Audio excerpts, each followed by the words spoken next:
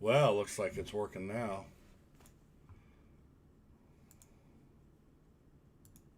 Just realize everybody is here to party. Greetings and welcome, fellow barium inimists, fluoroscopists, and cross-table lateralists. I am your host, and I am not a radiology technician. Nope, I'm a technologist, and I've been in this field long enough to know that just because you came into my emergency room at 2 a.m. with a chronic back pain times 6 years does not mean the X-ray should be stabbed. This is the Radiologic Technologist podcast for rad techs by rad techs. Thanks for listening. Hey, that's one of my favorite intros that I made when I was doing podcasts. If you ever want to check them out, head over to my blog, theradiologictechnologist.com. Under media types here, top toolbar, you've got the YouTube channel, a newsletter, and a podcast. If you click on that podcast button or image, Yep. You should see a few podcasts that I did to shield or not to shield. That was actually with Dr. Rebecca Mars. She's the physicist who started the whole movement of why we should stop shielding our patients. You could listen to what she has to say. It's an hour-long podcast. This other one was really interesting, X-rays of the rich and famous.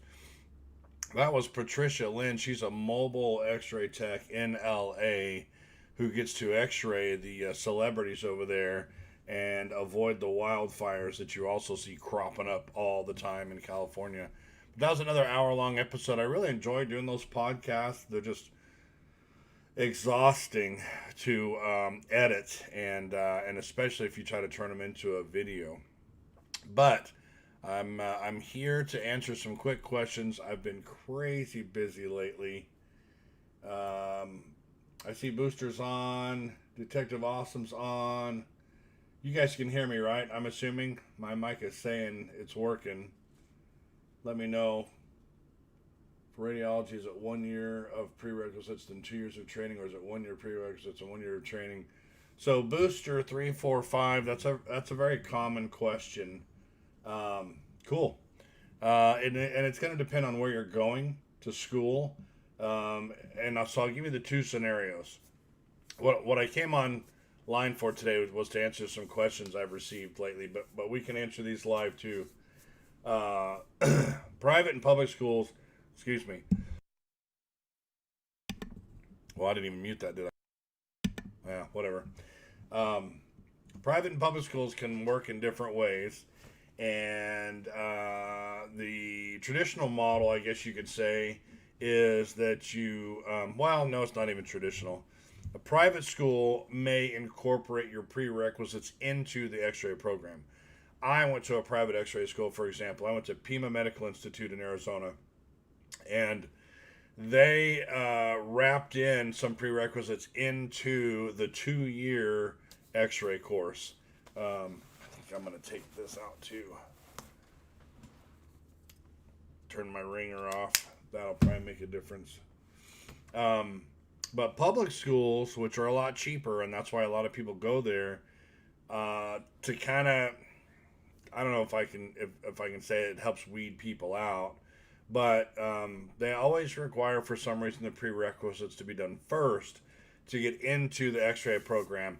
If I'm putting on my tinfoil hat that says schools are only out to take your money, then the way they do that makes them more money because you have to take a year or 2 years of prerequisites just to get into the X-ray program. And then X-ray is always 2 years, no matter how you look at it. If you're looking at a licensed ART, licensed J-Cert X-ray program, it's 2 years. But some schools require you to take a whole bunch of prerequisites, which they make money on, in order to apply. You may not even get in. And that deterred me from some programs early on. Grand Canyon University in Phoenix, Arizona, being a somewhat religious school, they required some religious classes as prerequisites. I believe one of them was called Old Testament. And I thought, well, what in the world do I need that class for to prepare me for? That was actually a PA program, a physician's assistant program. So I was real keen not to take extra classes that were just going to make money for the school in order to apply and hope that I get into the program. So you'll find a lot of articles on my blog and some YouTube videos here on YouTube on my channel about the difference between public and private schools. There's pros and cons to both, and I won't get into that. But your specific question was, is it a 1 year with prereqs? So the 2 year X-ray program incorporates everything you need into it for the most part, meaning your clinical rotations, which is your hands-on stuff, and your classroom or didactic or classes. Those are both handled, but different schools handle them differently. I believe when I went, this was 20 years ago, you started out with about 4 months worth of classes because they wanted you to have some basic idea of what was going on in the healthcare world before they threw you out there. But we had about 4 months worth of classes, patient safety and proper lifting techniques and things like that.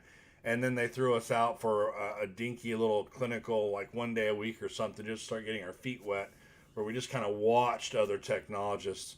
And then by the second semester and on, we were doing full on, I want to say 40 hours a week of clinical rotation. So 4 days a week, Monday through Thursday, would be in clinical rotations with Friday in the classroom. And then the next semester they'd switch it, and you'd have Monday in the classroom and Tuesday, Wednesday, Thursday, Friday in your clinical rotation.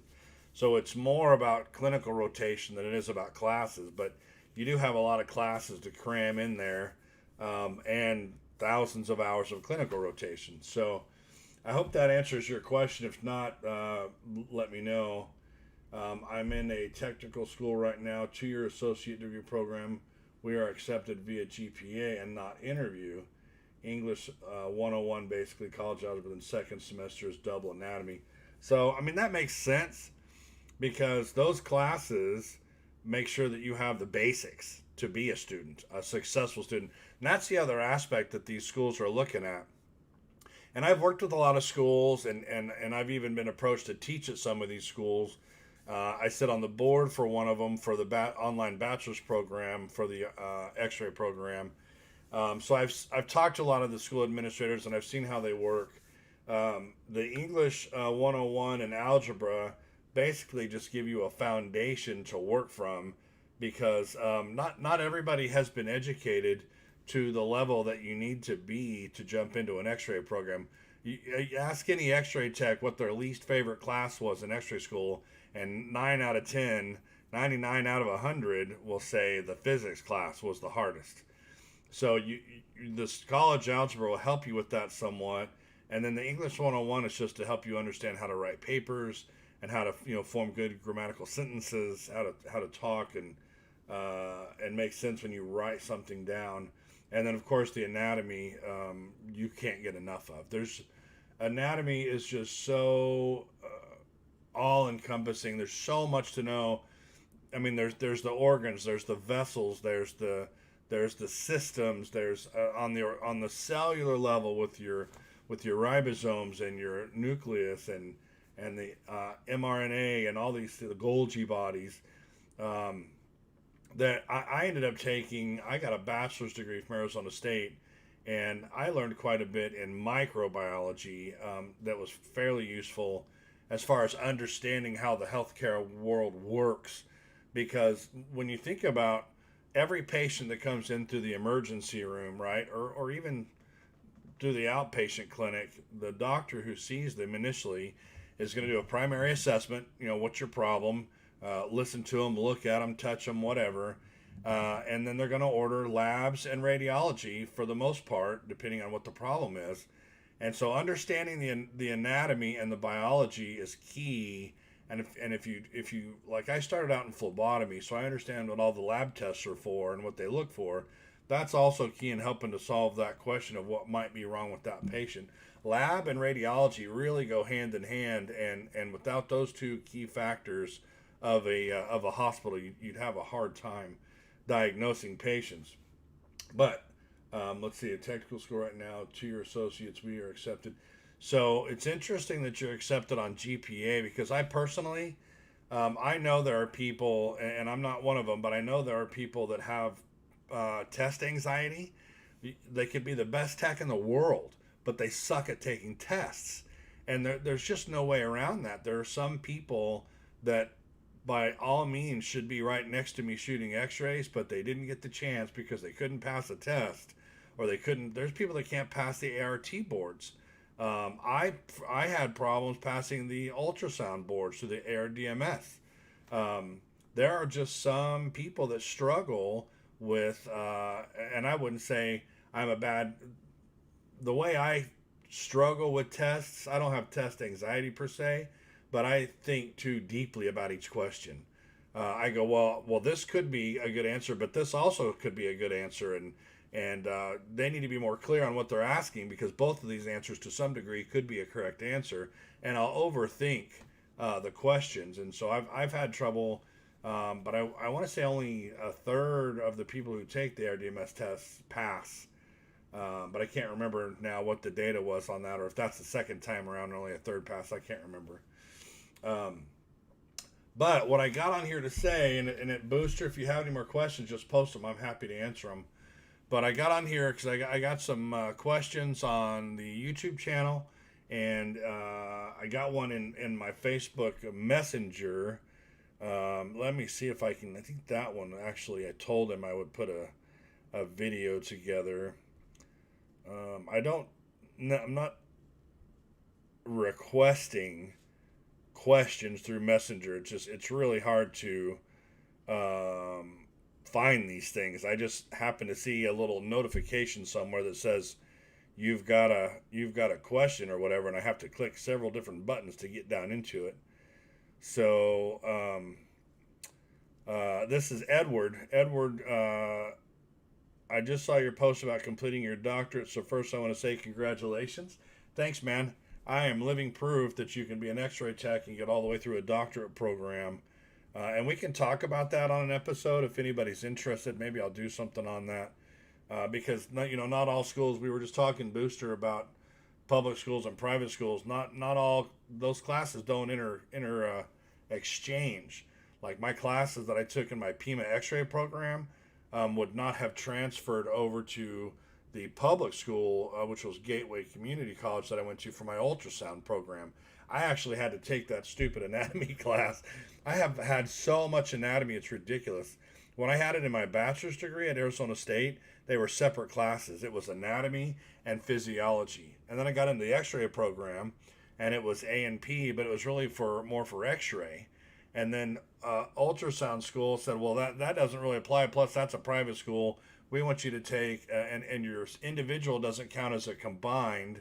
So the individual at ASU didn't count. So at Gateway, I had to take another combined A&P.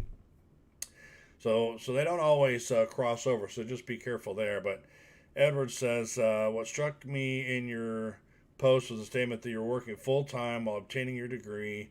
And I just learned, oops, I lost my place. What struck me in your post was a statement that you were working full-time while obtaining your degree, and I just learned that you also worked full-time during X-ray school. I wanted to ask you how you're able to accomplish these things, and what was your mindset while completing these accomplishments. I'm seeing everywhere that X-ray school is a very vigorous 2 years with the didactic classes and the clinical responsibilities. Even having a part-time job seems to be highly unrecommended. Yes, it is. Did the classes and the clinicals just come naturally to you, or was there some other variable that contributed to you being able to handle such immense workloads and responsibilities? So great questions. Happy to share. At some point, I'll put together a video that shows visuals of all this stuff. But I'm a big, if I have one here, I don't have one here.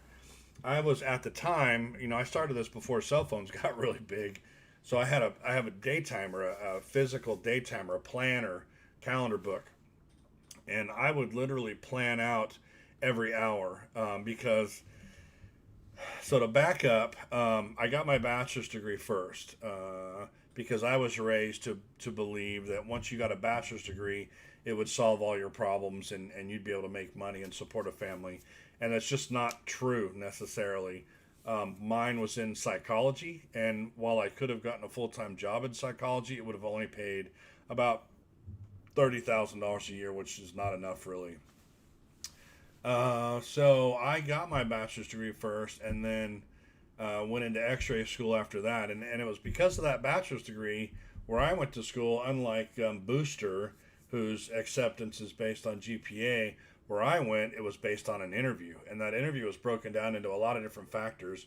And you were given points for all these different things: a point for how you did on the interview, a point if you did any volunteer service in a hospital, a point if you were over a certain age, a point if you were a veteran, a point if you were applying for the second time or more, and some points for having a bachelor's degree. I actually got a point for having a bachelor's degree. And so I got into the Xray program, and of course they'll always tell you that you shouldn't work. And this also kind of goes back to what I was talking to Booster about earlier, about why they might make you take prerequisites first to get in. These schools are kind of graded on their graduation statistics, and how there's a lot of things that schools are graded on, but and a lot of them get funding from the government or from the state, from different entities, and that funding can be affected by their scores. And so if they dip down and 10 people out of their 30 don't pass the ART boards or something like that, or 5 couldn't find a job after 5 years, or 3 out of 10 couldn't finish the program, those kind of negative factors affect the school and possibly their funding. So they want to have the best and brightest students they can possibly find and give them all the tools they need to pass. So by making people take prerequisites, you're going to kind of weed out the people that maybe just couldn't hang. They couldn't handle the classwork. They couldn't handle that, they have to work and they can't manage working and school, and they weren't getting their homework in and they dropped out. Those prerequisites are going to weed out how many people apply to the program and make it in. And so they kind of funnel their students who are applying into this certain pool of capable people. And then they have, your GPA is just one standard. That's really kind of archaic. That's an old school way to try to determine who's got the brains, when there's lots of studies out there that show lots of highly intelligent people are not good test takers. But when I got into the Xray program, I was starting to have a family, and so I got my day timer, and I just mapped out, and I'll find it eventually because I keep them. I've got a whole bookshelf of about 15 years of annual day timers. It's kind of cool. But I would map out, from whatever, let's just make one up, from midnight to 5 a.m. I would sleep. And then from 5 to 6, I would get up and start waking up and maybe go for a walk or something. And then I would plan out, drive time, 30 minutes to work, 8-hour shift, 30 minutes home, 2 hours family time, whatever. And I would map it all out and try to stick to that. But I also, in order to work and go to school, the first thing I did was my hospital had a position called, it was ICU tech. And it was just kind of like, it was just a helper. It wasn't even a CNA. It was just somebody that helped turn patients, fetch supplies, clean things, and then they could cross-train on the desk to start working the computer, which was called a health unit coordinator. And I found out that position offered 2 16-hour shifts on the weekend. So I could work Saturday and Sunday, 16-hour shifts, and get 32 hours, which is considered full-time in the working world, at least here in America. 32 hours would get you full-time benefits, so I could get health insurance and that kind of thing. And that would open me up to working all week long, doing clinicals and going to school. So you got to find those kind of jobs that you can work around. And I switched from that job to working on a floor in that same hospital and working the night shift. And it was something like 10 p.m. to 6 a.m. or something like that. And if I worked like a Tuesday night to Wednesday morning, and I had clinicals at 8 a.m. Wednesday morning, there were lots and lots of nights that I would just go out to my car and sleep in it for an hour and then come back in and hit the clinicals. And that's just, you got to do what you got to do. It's not always fun or easy or glorious or glamorous or whatever. Sometimes you just have to do whatever you have to do, but you got to be very careful, because if you let yourself get too tired on your job, it could cost you your job, or on your clinicals, it could cost you your clinicals. Like if you make a big mistake because you were too tired, X-ray the wrong person or whatever, you have to plan for, like on my lunch breaks, I would take naps. I was kind of practicing those 30-minute power nap kind of thing. But for the most part, I worked opposite of, I would work the night shift and then go to school during the day. And that would allow me later on to be home. I'd work 7P to 7A, run home, see the kids, get ready for school, maybe even drive them to school, drop them off at 8. And then I could either go back home and go to bed and sleep during the day and go back to my night shift. This was after school was out. Or, just do what you got to do. So it's just asking me how I made it through it all. It really comes down to time management and finding a good study group, people that you can study with, because you can study on your own. And I do. That's how I study, is I memorize. And then I study in a group to kind of pick up things that maybe I didn't understand or I didn't even realize, and didn't have it in my notes, whatever. So group study, and then have your own little study area. And I have an article on my blog, and pretty much every article, at least in the first year, got turned into a video. But there's over 200 articles, and I think I only have 100 and maybe 100 videos. I'm not sure.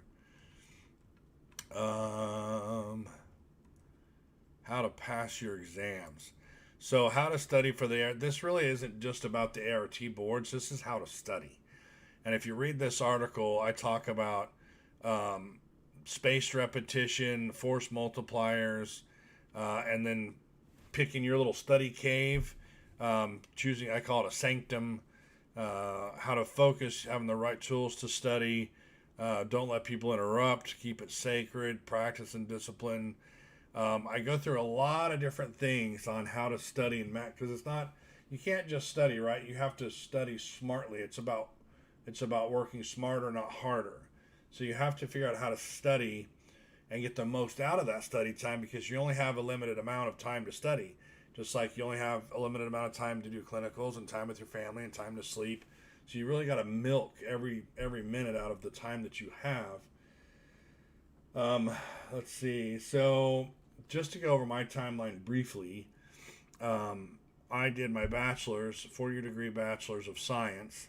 So there was a lot of science classes. That's where I had my microbiology, my zoology, my chem 1 and 2, my bio 1 and 2, A and P separately, that kind of stuff. And then got my Xray, 2-year Xray from Pima from 2003 to 2005. And then I was actually, I'll never forget, I was in my clinicals as an Xray student towards the end, and I had all the information spread out on the tabletop, on the countertop in the control room for Ultrasound School. And I was looking over it all, trying to decide, do I want to go, do I want to apply? And here's another lesson for you. There were prerequisites needed to get into the ultrasound program that I didn't have, and I still got in. And I got in because for that particular season or a class of new students, they had some openings that they needed to fill, and I met all the other criteria. I was just missing that stupid combined anatomy and physiology class. So they called me in and said they had a contract drawn up that said, if you agree to take this class before you graduate ultrasound school, meaning in your spare time on the side, go to ultrasound school, take A&P on the side, we'll let you, get in the program and graduate, whatever. So I actually got into ultrasound school right after X-ray school because of that. And of course you have to have an ancillary degree to get into the ultrasound program where I was at. You couldn't just walk in off the street. You had to have a 2-year degree. You had to either be a nurse or a physical therapist or a respiratory therapist or an X-ray tech or something else. to get into the ultrasound program. So I got into the ultrasound school, passed that, got out, and was able to take my Xray license and my bachelor's degree and apply to Weber State and get into the MSRS program. And that's a Master of Science in Radiologic Science. It's highly affordable. If you ever go out looking at master's programs, you're looking at upwards of $30,000, $40,000, and doctorate well above that. And Weber State was around 19 grand, if I remember. I just completed that in 2017. So very affordable, and all you need is a bachelor's degree and your X-ray license to get into the program. At least that's how it was when I went. And that program is completely online. You have to go to campus in Ogden, Utah for orientation, like the first day of school. Meet all your teachers. They meet you. They kind of go over how everything's going to work. You see the campus. And then from there on out, you only go to the campus for 2 days, a Thursday and a Friday, once per semester. Is it once or twice? It's either once or twice per semester. And the rest of it's all online. So I was in Arizona at the time, so I would just drive up there, stay in a hotel Thursday night. So I'd go to class Thursday, stay Thursday night, go to class Friday, and then head back after class on Friday. And I'd only miss 2 days of work or whatever. And that was 2 years, and it was time consuming, but I don't know that I would say it was as tough as X-ray school, because X-ray school, you had all the clinicals that you had to complete, where the MSRS is a lot of paper writing, really just a lot of writing and researching. And then I started looking for a doctorate program, not because it would help my career, because it doesn't have anything, there's no promises. No matter where you work in the X-ray field, there's nowhere that's going to say, if you get a master's or a doctorate, we're going to give you more money. What you will see is that some management positions require a higher degree, but it may just be a bachelor's. They're moving more towards masters. A lot of them are moving towards CRA from the AHRA, Certified Radiology Administrator, is a test you take to show you know what you're doing. And of course, they sell the supplies that you study to take their test. And that's on my horizon at some point. I've taken the class they give at the annual conference for the CRA, but I found a doctorate. It had only been out for 1 year. Brand new program out of Nebraska Methodist College in Omaha, Nebraska, and it was a doctorate in education and healthcare leadership. And it too was affordable. I think that one was only $30,000, when most doctorates are $80,000 and up. So, and again, fully online, same kind of deal. You have to go there for orientation, and then you're supposed to go there once or twice a semester, but I was in it when COVID hit, so they shut down all the campus visits, and it was just completely on. I made it there for orientation, and I met my teachers, and then I didn't go back until I graduated, which was just last month, just July 30th, actually, a couple weeks ago. So I met my teachers on day one, and I saw them at graduation. Everything else for 2 years was completely through Zoom and online, and that was another research intensive 2 years, writing a lot of papers, submitting things by deadlines, and you have to do. Most doctorates have a thesis or a capstone. PhDs tend to pontificate on what things could be or how things could happen, and they do theory, and that's a thesis, where the EDDs, the Doctor of Education, the route that I went, are more about practical applications and putting an experiment into play and seeing what the results are, testing your hypothesis with an actual experiment. And so I did something here locally. I really enjoyed it. But I did a capstone project. All my other classes were just online research stuff. And 2 years later, graduated with that. So I have a doctorate in education and healthcare leadership. And that's kind of a dual deal, in my opinion. I could take the doctorate of education and go teach anywhere. or I could take the healthcare leadership portion of that doctorate, and it would help me climb the ladder further in management of radiology or in healthcare, because we talked about a lot of financial data and how to evaluate the financial status of a hospital in that doctorate program. So that's kind of how I got through everything and how I used different programs to get into other programs, because like I said, the Pima Medical Institute private classes did not apply to what I needed at the public school at Gateway Community College for the ultrasound program. I still had to do the it's a separate physics anyway, but one, patient care doesn't count for the other because one's private and one's public.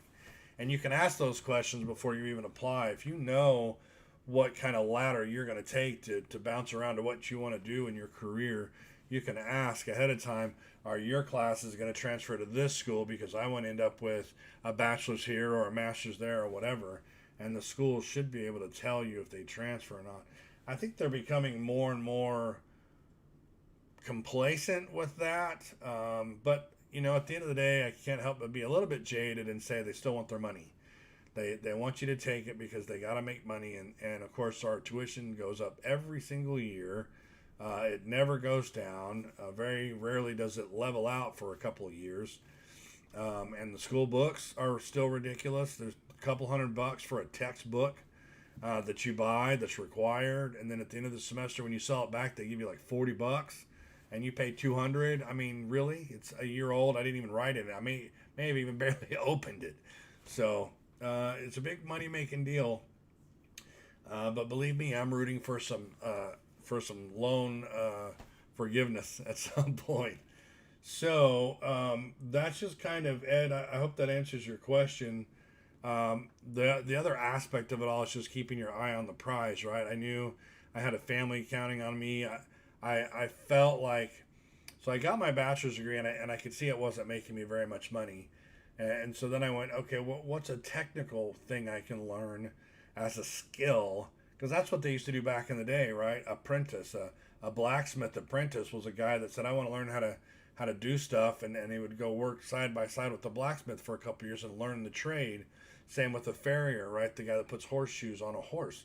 You just spend time with somebody who knows what they're doing, learn the craft, and then go do it on your own. We kind of got away from that. We got into this academic mindset where you just go to school, sit in a classroom, learn from teachers who don't care, who are just there for their paycheck, and then you come out with this piece of paper and you start shopping around in your interviews, and lo and behold, you're not getting a job.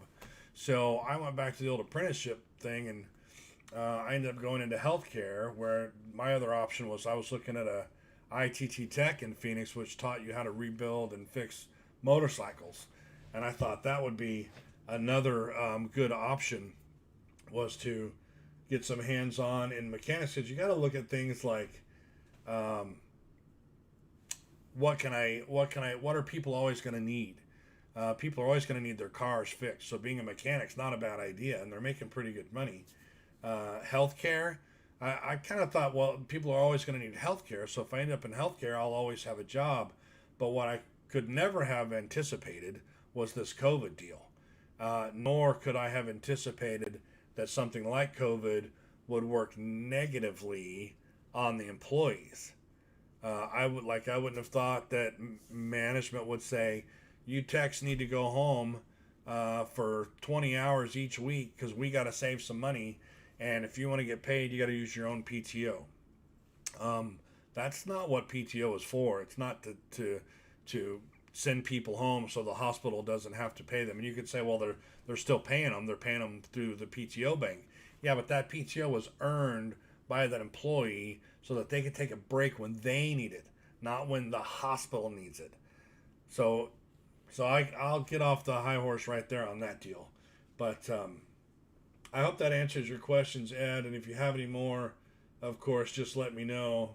What else? So back to what's going on over here. So I like seeing comments on the YouTube channel because, one thing that I've noticed teaching over Zoom over the past year is, or even giving seminars. I've given, I give these seminars for MTMI, and I just talk for an hour, just like this, looking into a camera, and I talk for an hour, and I don't get any feedback at all.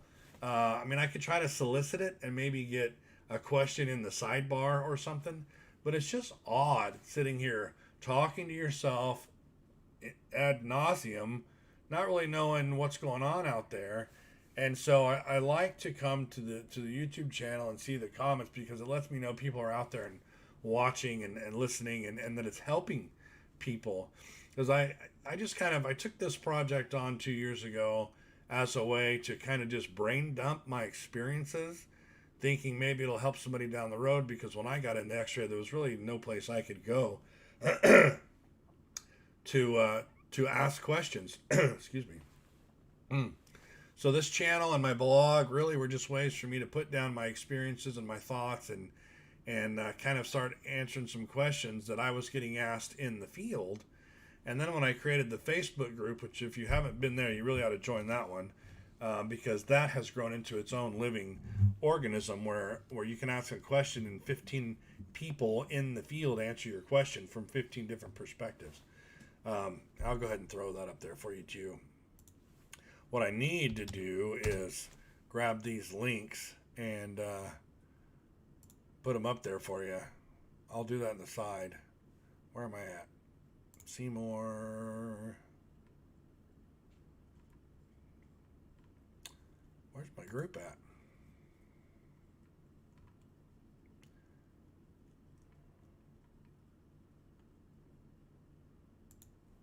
Huh.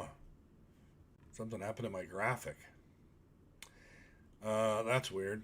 So anyway, this is, so I can take this URL and I can pop it in here, and that way it's saved. You're welcome to come and join. I do watch people that try to get in that may just be trying to sell something, or that aren't necessarily somebody that we want in there.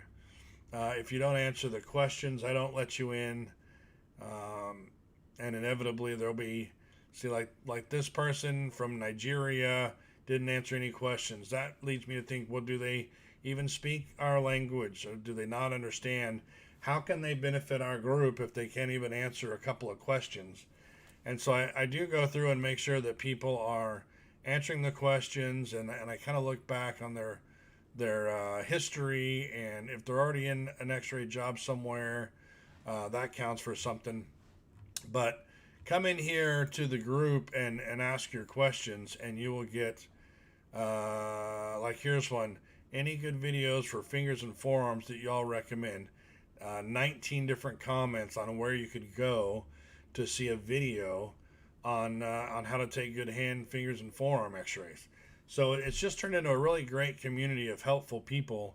My favorite are people that will say, I'm on the night shift and I need to know how to set a certain parameter on this 16 slice GE light speed, and nobody else has them anymore, blah, blah, blah. And somebody will pop on within a couple hours and say, yeah, I used to work on that. You go here and click this and do that. And it's helpful in doing exams and just all kinds of ways. But Detective Awesome, luckily for me, when COVID hit, I had just landed a new full-time job and had no PTO. They had to keep me on. That's good to hear. I haven't heard that one. My wife hers got completely exhausted. They made her burn all of it, which is a crappy deal.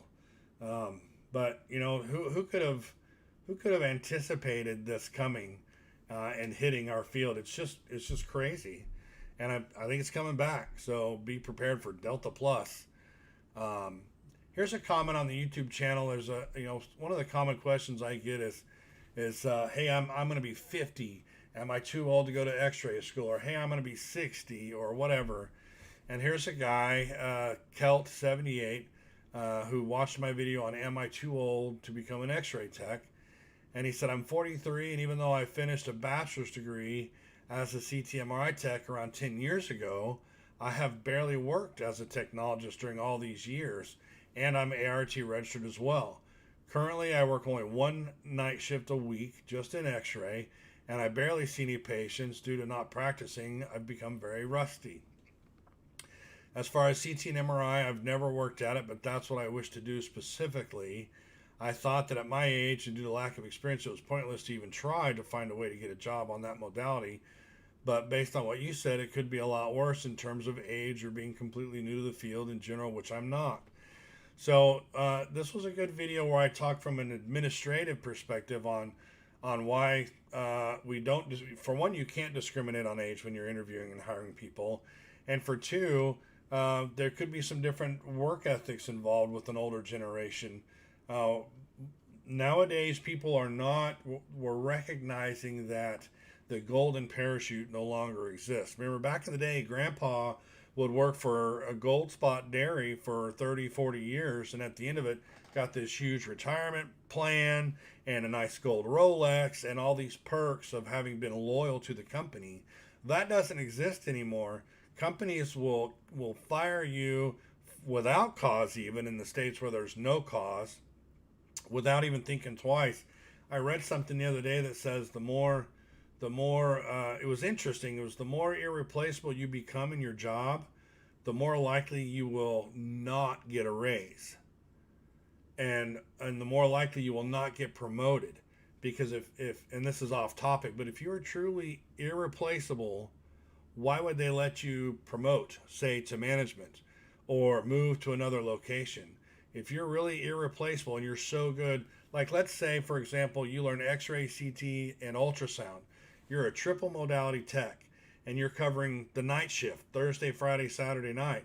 For one, it's hard to get those nights covered, period, even if you have a tech in each modality. For two, it's hard to find a dual modality tech that'll stay on the night shift for very long. And three, you almost never find a triple modality tech that'll stay on that shift that's even qualified to do three modalities. So once you become so invaluable, you can pretty much count on never getting moved out of that position, even if you want to, because how are they going to replace you? And all that matters to the hospital is how they function. They don't have your best interests in mind. They may say they do, and there might still be a few out there that do. I haven't found any, but the bottom line is keeping it going and keeping the money coming in. Well, there's not for profit hospitals as well, but really they're for profit. Nobody functions if you don't make money. So just be careful. That was kind of a side rant. Just be careful about making yourself irreplaceable, which my experience has taught me that what you want to do once you get in those niches, like I was a quad modality tech, X-ray, CT, ultrasound, and MRI. And what I would do is make sure I had PRN jobs at other facilities so that if something ever happened and I didn't like that job anymore, I had somewhere else to go. But I kind of worked myself into a corner, which here's some more advice for you. I moved to a small town up here in Idaho where there aren't a lot of options. And you got to be very careful in those situations, because if you lose the main job there might not be anything else in the vicinity that you can jump to. So just be very careful about being irreplaceable and always stay true to yourself and your family. Don't ever choose the job over your family, because you'll never get that time back with your family. And I've made this mistake. And in the end, the company will still replace you with somebody cheaper down the line if they want to. So I'll never forget, one of my daughters was in a car wreck, and I was in the middle of some $10 million negotiation for a whole bunch of equipment. And I got the call that she was in the wreck, and I got all these executives in the room, and my boss and the CFO, and we're in the middle of these negotiations. And I said, well, is my daughter okay? And they said, yeah, she's okay. And I said, well, I'll send my wife down there to check on her. And I thought, I'm company man, and I'm gonna do right, and this is gonna be good for my employees, because I'm negotiating the equipment that my employees said will work best and what my radiologist said will work best, and I'm getting the best financial deal. And I can skip to 2 weeks down the road and tell you that after all those negotiations and everything, 6 months worth of research, I did 3 site visits. I went to the GE headquarters and the Siemens headquarters and hospitals, and I looked at all this equipment. I towed a radiologist around with me everywhere. I took supervisors of mine with me in each modality that had that specific knowledge of that modality. And 2 weeks after the negotiations, when it came time to accept a deal, my boss took me in her office and said, basically, she said, I don't care what you've done or what you say or what you even think. you're going to go with this one vendor for everything. And not only are you going to agree with me, but you're going to go sell it to your staff that it was your idea. And I about died. I'm like, that's the dumbest idea I've ever heard. No one manufacturer makes the best of everything. That's like saying, Toyota makes the best van, dually, car, sandrail, motorcycle, train, plane. No one vendor makes the best of everything. Siemens, for example, great company, horrible ultrasound machines. At least the S2000s were horrible. They're a little older generation now. But this administrator tossed aside everything I had done. And I don't know if she made a deal with the company on our side or on their side or what. But I said, after arguing with her for about 30 minutes that was a bad idea, I said, I'm going to have to take the rest of the day off. I cannot go back to my department right now and sell them what you want me to do. And she said, I agree, because you're red from the neck up. So go ahead and take the rest of the day off. And I remember just driving home in total disbelief that here I dedicated 6 months worth of research and all this time and effort, and got buy-in from my staff and buy-in from the radiologist, and forego my family in an accident to be a company man, only to be told what to do in the end. So use my experience as your learning moment.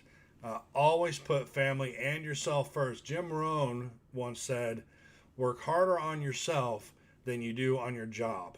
Because at the end of the day, and that's his quote, but at the end of the day, what still remains is you. What may not remain is the job. So you never want to pour everything. You may want to, and it may sound like a good idea, and we may do that for appearance. We may work long hours to make it look like we're working really hard, but you really have to have a cutoff point where you focus on yourself and your family and what matters most. You're only working to pay bills. This turned into a whole different topic, but you're only working to pay bills, right? If we had the option, we wouldn't go to work. We would do what we want to do and have fun. So make sure you stay focused on why you're there, continue to improve as a tech, and make yourself more valuable, but always know that if you're not happy where you're at, you can move. As Jim Rohn used to say, if you're not happy where you're at, move. You're not a tree. So I'm a big fan of Jim Rohn. If you get a chance, you should watch some of his videos here on YouTube. They're great for not just motivation, but understanding how the world works. So I was glad I was able to help Celt 78 here understand that age doesn't really matter. I've had techs start to approach their 70s before they hung up their markers. And the longer you're there and the more you know, the more valuable you are. In fact, the funny thing is now, what we're seeing now in a lot of different areas in the hospital is we're seeing a return of some of the older techs who knew how to use the older equipment, because in some cases that's all that's left at the end of the day. My mom is a respiratory therapist from like the 80s or something. And when we had all those respiratory issues with COVID and they were having to bring in more equipment because they were running out of ventilators, there were hospitals that actually had the older ventilators still in the basement, and they started calling people who knew how to run those older ventilators so they could put them back into use. And people like my mom, who still knew how to run them, were actually being tapped to come in and run some of them. So you're going to see that. Like I remember running a 16-slice GE Lightspeed CT scanner, and there's still some out in the field, but not in your major metropolitan hospitals. But you could be a travel tech and get assigned to BFE, I don't know, North Dakota, or Idaho, where some little rinky-dink hospital still has one running, because you actually still could run a 16-slice with all the software upgrades that they have out there, still be in XR29 compliance. You just wouldn't be able to do crazy stuff like runoffs and things like that. But you can still do your basic meat and potatoes CT scanning. And some of the newer generations that have grown up on 64 slice, 128 slice and higher don't have the first clue about how to run those 16 slices. So it's interesting. We're seeing this full cycle come where the older techs are coming back in and helping out with older equipment, because the hospitals don't have the money to go buy stuff right now because they lost so much money during COVID, because the hospitals, from an administrative perspective, were told to stop accepting patients. You can't take any new patients. It has to be emergent only. We had to stop doing mammograms. We had to stop doing elective biopsies and things like that. All we could do was emergency procedures. Entire surgery suites were shutting down. It was crazy. So the hospitals lost a lot of money. And of course, what that did was tell them, well, now you got to run with just one tech, and everybody else is just on call. You can't even have a regular shift, and that was crazy. But things got opened back up now. I'm worried we're going to see that again with this new coming Delta variant. But Colleen, is there a career assessment test that could help target any student who is interested in this field? I don't know if there's a career assessment. What I would say is go shadow. Find a place. Some of them will say no because of HIPAA. You can't see patient information, but a smart facility will have a form you can sign that says you will not hold them accountable for what you see, or you are responsible for what you see, and you can be held accountable. There's a disclaimer you can sign that will allow you to go shadow. And I would shadow an X-ray tech for a couple hours, and a CT tech for a couple hours, and a sonographer and a mammographer, and because we're all completely different. All of these modalities are completely different, and they do different things, and they image different parts, and they image them with different technology. It's just radiology is just a vast multitude of different technologies all under one umbrella. So I don't know of a career assessment, if that's what you're talking about as far as which modality. If you're just saying which field in general, there probably is something that helps you to understand if you're more of a technical person that wants to repair things versus, see, we have technicians that repair and technologists who image with the technology. Two different things. Maybe you could check with your local school counselor and ask them if they know of an assessment tool. Is it best to attend the program workshop to figure out your career goals? If you're talking about the program workshop at your college, that would probably help. Depends on where the program workshop is. And career goals evolve. I didn't know what I wanted to do. In fact, I was cleaning swimming pools when I started. I had my bachelor's degree, and I was running a swimming pool company because I lived in Phoenix. And I told this story before, but I was sitting on top of Camelback Mountain or Squaw Peak or something, and I was trying to figure out what I wanted to do for a career, and looking out over the valley and seeing all those swimming pools, I went, well, if there's one thing everybody needs around here, it's their swimming pool taken care of. And so I shadowed. I did clinicals. I did an apprenticeship with a local guy, Gary Sanick, who's probably still in business in the Scottsdale area. Gary hired me for like $5 an hour, which was ridiculous. You can't pay bills at $5 an hour. But what he did was, it was an apprenticeship. I was learning. It's like if you got paid at your clinicals, how awesome would that be? Which never happens. But he paid me $5 an hour to be a helper, and he taught me the business of cleaning and repairing swimming pools. And I would say in about 6 months or so, maybe 8 months, I don't remember, I was confident enough that I did a sweat equity deal with him where I cleaned a route of like 10 or 12 swimming pools for 3 months, and he got to collect the money. And at the end of the 3 months, I got to take over ownership. So I kind of paid him through sweat equity, through cleaning them, and he collected the money on them. And then I got my own route, and then I started that, and then I built that, and I did that for a couple of years, built up a nice, good route, hired a buddy of mine from high school, and had a good time. I just recognized that I was chasing the money, and with a growing family, I wanted a job that I could count on a paycheck, not ever imagining COVID would show up. But so when you say the best, so we're talking about career. So I had just decided I needed a new career. Went to Pima Medical Institute, took an entrance exam, and they said I'd gone for phlebotomy, and they said, well, you qualify for a phlebotomy, but you also qualify for our X-ray program. Would you like to do the X-ray program? And I said no, I'd rather do phlebotomy, because at that time, I think actually at that time I didn't have my bachelor's, because they said because of your bachelor's, you get extra points and get into the X-ray program, but I'm getting a call. I got to go pick a kid up from volleyball practice. If you guys are interested, I'll pop back on when I get back home here in a few minutes. Probably take me about 15 to run down and grab the kids and come back. But I hope I answered a lot of your questions, at least the ones I got on the comments, and showed some comments on the YouTube channel. If you have more questions, feel free to leave them on the YouTube channel, or there's a contact page on my blog up here at the top. If you click contact, it'll go to a form where you can send me a note that way. And if you haven't yet, please hit the like button on the video, and don't forget to subscribe and hit the bell and all those things that everybody says. And I'll see you when I get back from picking the kids up. Thanks for watching.